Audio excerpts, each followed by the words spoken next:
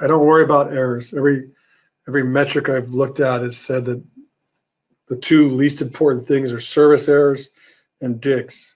So we don't. It's not that we don't try to dig balls. We want to dig balls, but correlation is not a great way to always. But if you correlate win percentage or sets won percentage or points won percentage to all the stats that you could have, those two end up being the lowest. It's not the only reason for us to not worry about service errors, but it's one of the reasons. And also, I just feel like I want our players to be very free to go out and be aggressive and not make mistakes. And if you asked our team over the last 2 years, the Stanford team, I had never talked about missed serves, not one time, except for to stop looking at the stats and see how many missed serves we had in a couple matches when they felt like we were missing too many.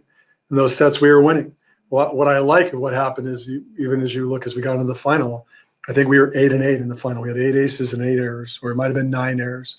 And that's a ratio that all coaches would kill for. But we also got them out of the system enough to win that match. And I felt like if we were focused on errors and trying to balance those errors, that we wouldn't be as aggressive as we needed to win the national championship. Here's a thing that I assume. I make these assumptions about athletes, is that they want to be great. They don't want to hurt the team. They don't want to make errors. So if we give them freedom to be aggressive on the serve, that if they make a mistake, they're not liking that they made that mistake. They don't want to make that mistake. It's not like they're going back there just freely swinging at it. They're all trying to work towards hitting the ball on the court as aggressive as possible.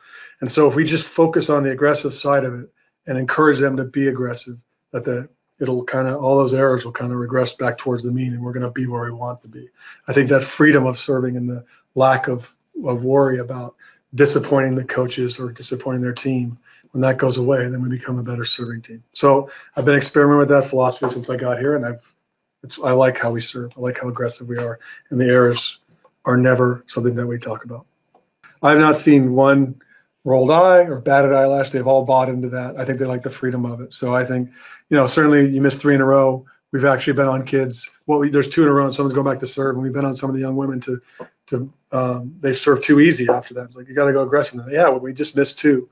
But you served an easy ball, and this team's got 2 points free from us. But then now we serve an easy ball in, and they get to get in some kind of offensive rhythm and just crush a quick down our throat. And now they're feeling better than if we missed the serve. So I'd rather us be aggressive and miss some serves, and let us kind of sort that out than just serving easy and letting teams just ram balls down our throat, because that makes teams feel great. And so I'd rather they were uncomfortable the entire time and they always feel attacked.